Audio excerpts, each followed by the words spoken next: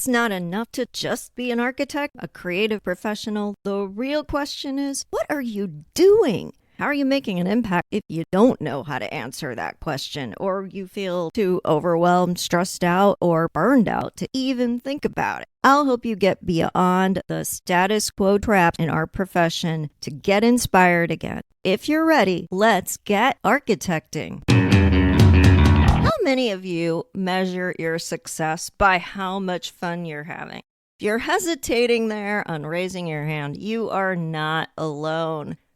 We often feel like if it isn't hard, it must not have been worth it. Welcome back to the Architecting Podcast. I've taken a little break in the month of May, much needed, had a bit of a mini health crisis, busy deadlines at work, lots of days that started before I would prefer, which led to a disrupted morning routine, which only made me feel more tired at the end of the day, but also some big opportunities that required my focused attention. So I consciously decided to choose rest over getting podcast episodes cranked out. And I hope you appreciate that, because it does mean that you're getting only the best out of me, not just me showing up and babbling away and then saying, yeah, that was good enough. And it is that decision to choose rest that I want to focus on today, because it's so hard for us to do that. We wait until we've reached a breaking point where we can't go on anymore before we finally say, oh yeah, I have to take care of myself. Why is it that taking a break feels lazy, feels aimless and misdirected, feels like we're wasting valuable time when we could be producing? It's an interesting question, and it's a question that is really deeply embedded in our culture. Our culture values productivity, it values grinding away, it values measuring up to some standard before we are considered to have earned our right to move on to the next step, the next level. And with that comes a whole lot of perfectionism. Perfectionism never served anybody ever. However, we all live and die by its standards. And you might say, oh, I'm not a perfectionist, thinking that a perfectionist is somebody who's borderline OCD. Not true. If you are hyper-competitive, you are a perfectionist. If you struggle with imposter syndrome or self-confidence, you are a perfectionist. If you tend to get stuck constantly comparing yourself to other people, you're a perfectionist. And this might be the sneakiest one of all. If you are a procrastinator, yup, you got it. You're a perfectionist. How, you might say? Well, all of these traits are traits that keep you playing small. They make it hard for you to get started. They make you overly judgmental. You can hear the voice of your high school math teacher in your head telling you how stupid you are anytime you try to make a move. You can be so focused on doing a good job that you overperform. You do way more that's needed. Or you get lost in the weeds trying to make every little detail perfect, and those little details you're focusing on, yes, they make whatever you're doing higher quality, but done is always better than perfect. By polishing the little details, you're actually preventing yourself from having to focus on the things that really matter. So another big trait of perfectionism gone wild is that you are hyper competent, you got everything under control, but you've abandoned your big dreams. You've convinced yourself you don't have time because what will happen to all of this other stuff? If you can't let go, if you can't prioritize, if you can't delegate, yep, you are a perfectionist.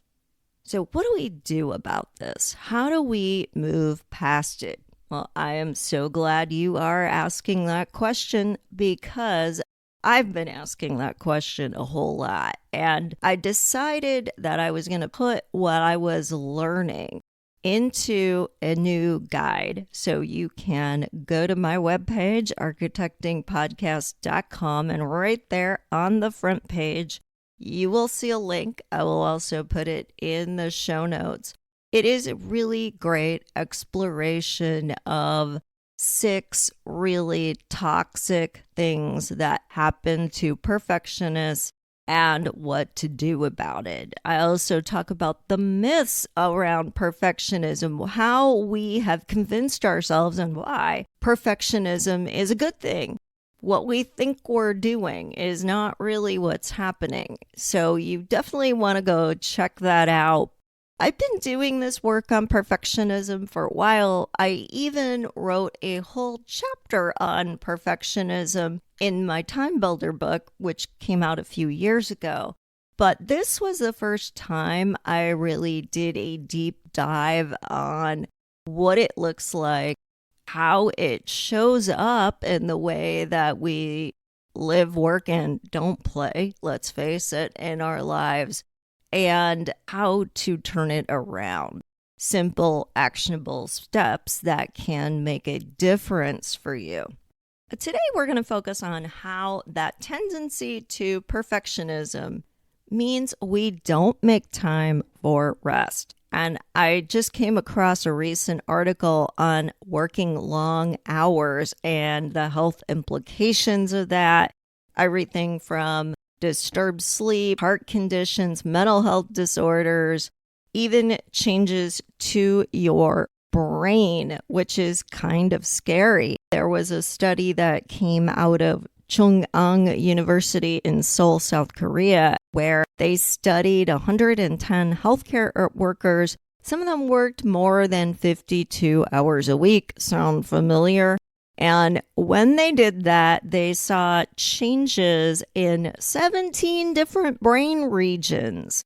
Those included areas that were responsible for executive functions like logical reasoning, managing emotions, and that there was also a lot of brain change around stress and anxiety with really dire consequences because our brain will try to compensate initially by going into overdrive.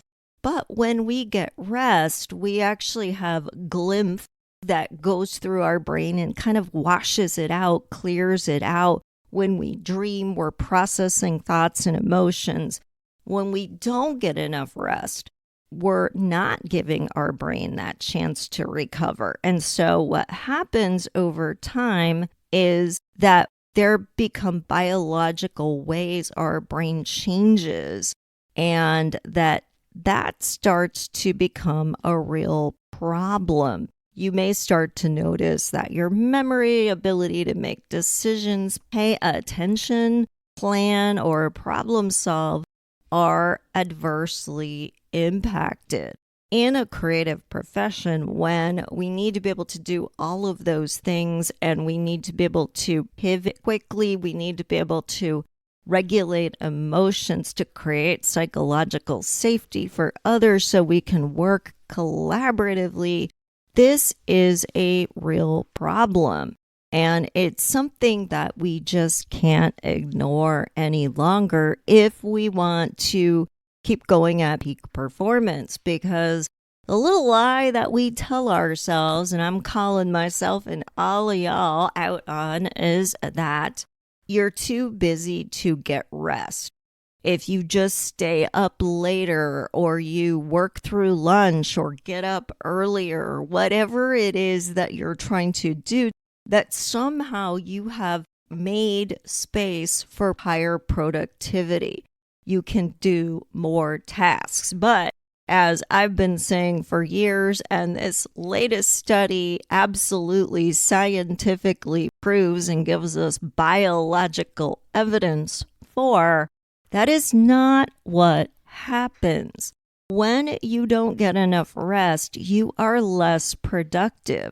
So when you make the time to not only get enough sleep, but do the other 6 forms of rest, meaning you are taking social time, you are taking time to be inspired, time to move your body, time to be quiet and still and meditate, connect spiritually. When you are doing all of those things, even though it feels like they do take time, when you go back to work, you are better for having taken that time to rest, and the work you do will be better. You will get more done in less time. That time you took to rest, it's going to pay huge, huge dividends in that you will need to put less time into toiling away at whatever projects you have, and you'll get better quality outcomes, better work. Your team will like you because you'll be a whole lot nicer to deal with and work with. Your clients will like you because you'll be much more warm, friendly, and understanding. You'll think through different ways to solve problems, not just default to what you know works. That is my challenge to all of you today, is to try to think about rest. How can you find more time to get rest in your day? How can you really invest in that self-care?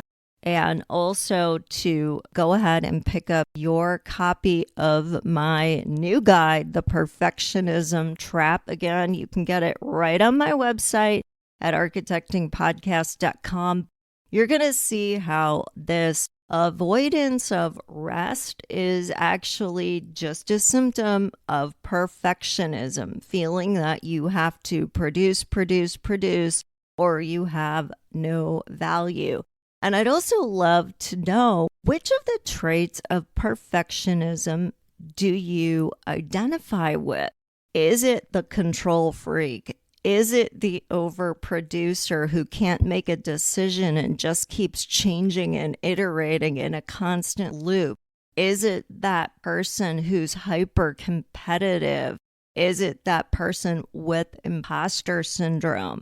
And maybe you got a few of those traits. And so I'd love to hear what's going on with you around perfectionism, as well as if you're trying any of the things that I'm suggesting in the guide and how that is helping you be more aware when those perfectionist tendencies come out and make those adjustments, those course corrections, so that you can break that cycle and retrain your brain, because yes, you can, and start living a life that is focused on you thriving. You're here because you want to make a difference in the world. If you're here because you care about what you do, the very best way that you can do that is to take care of yourself first. Otherwise, what you're trying to produce and contribute, it's tainted by your lack of vitality and well-being. This is why it is absolutely not selfish to be invested in your self-care, your time, your energy, your talent, and absolutely your physical health are more than worth it. Thanks so much for being with me today. I've got some great episodes queued up, really amazing interviews. I've been contacted by quite a few people lately wanting interviews. And so I've been doing them when I think there are people you all would want to hear from. So stay tuned for that.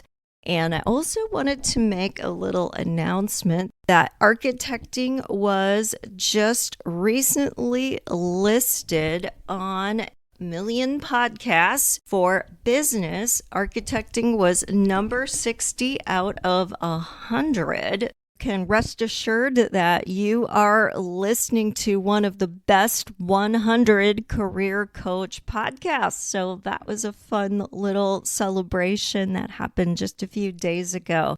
Thanks again for listening, and I will see you next time.